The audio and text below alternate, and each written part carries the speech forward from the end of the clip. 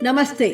ఈరోజు మనం భారతీయ సంస్కృతిలో అత్యంత పవిత్రమైన ఆధ్యాత్మిక పర్వదినమైన గురు పూర్ణిమ గురించి తెలుసుకుందాం. గురు పూర్ణిమ అంటే కేవలం గురువులను స్మరించుకునే రోజు మాత్రమే కాదు, భారతీయ జ్ఞాన పరంపరకు పునాది వేసిన ఆది గురువు వేదవ్యాస మహర్షిని ఆరాధించే మహోత్సవం. వేదాలను క్రమబద్ధీకరించిన మహర్షి, మహాభారతాన్ని రచించిన మహాకవి, భాగవతం వంటి అమూల్య గ్రంథాలను ప్రపంచానికి అందించిన జగద్గురు. వేదవ్యాసుడు ఎందుకు భారతీయ సంస్కృతికి శాశ్వత మార్గదర్శిగా నిలిచారో తెలుసుకుందాం. గురువు అంటే ఎవరు?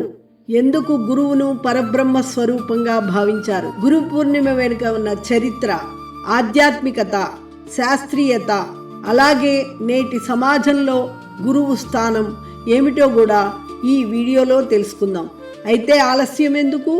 ఆది గురువు వేదవ్యాస మహర్షికి ఈరోజు మనం భారతీయ సంస్కృతిలో అత్యంత పవిత్రమైన ఆధ్యాత్మిక పర్వదినమైన గురు పూర్ణిమ గురించి తెలుసుకుందాం. గురు పూర్ణిమ అంటే కేవలం గురువులను స్మరించుకునే రోజు మాత్రమే కాదు, భారతీయ జ్ఞాన పరంపరకు పునాది వేసిన ఆది గురువు వేదవ్యాస మహర్షిని ఆరాధించే మహోత్సవం. వేదాలను క్రమబద్ధీకరించిన మహర్షి, మహాభారతాన్ని రచించిన మహాకవి, భాగవతం వంటి అమూల్య గ్రంథాలను ప్రపంచానికి అందించిన జగద్గురువు. వేదవ్యాసుడు ఎందుకు భారతీయ సంస్కృతికి శాశ్వత మార్గదర్శిగా నిలిచారో తెలుసుకుందాం. గురువు అంటే ఎవరు?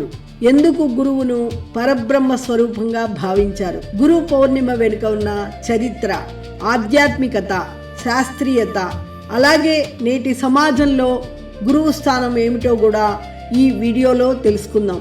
అయితే ఆలస్యం ఎందుకు?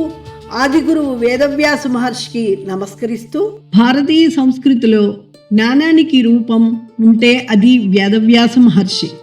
గురువుకి ఒక ప్రతిరూపం ఉంటే అది వ్యాస భగవానుడే.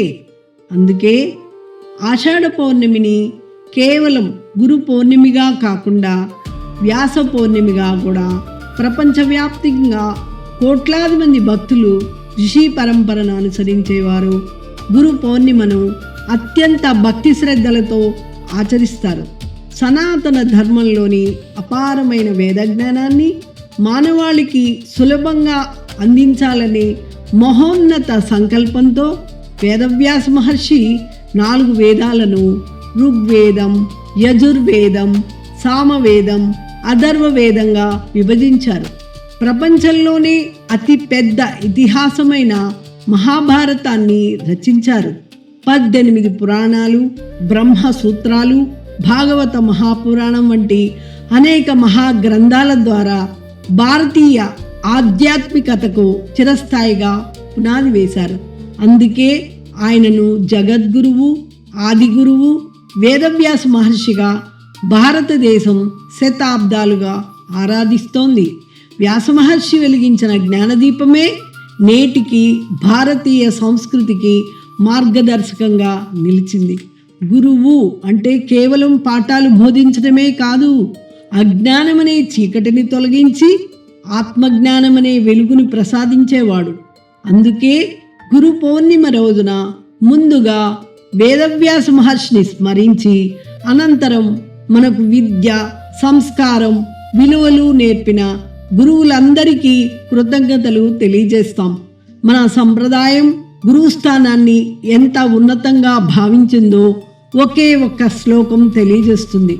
గురు బ్రహ్మ, గురు విష్ణు, గురుదేవో మహేశ్వర, గురు సాక్షాత్ పరబ్రహ్మ, తస్మై శ్రీ గురవే నమః. ఈ శ్లోకంలో గురువును సృష్టికర్త బ్రహ్మగా, రక్షకుడు విష్ణువుగా, లయకారుడు మహేశ్వరుడిగా, చివరకు పరబ్రహ్మ స్వరూపుడిగా వర్ణించారు. అంటే గురువు అనేది ఒక వ్యక్తి మాత్రమే కాదు, అది ఒక దివ్యమైన తత్వం. మన జీవితాన్ని చీకటి నుంచి వెలుగులోకి నడిపించే పరమశక్తి. గు అంటే అంధకారం, రు అంటే ఆ అంధకారాన్ని తొలగించేవాడు. అజ్ఞానం నుంచి జ్ఞానానికి, అసత్యం నుంచి సత్యానికి, భయం నుంచి ధైర్యానికి, స్వార్థం నుంచి ధర్మానికి ముందుకు నడిపించేవాడే నిజమైన గురువు.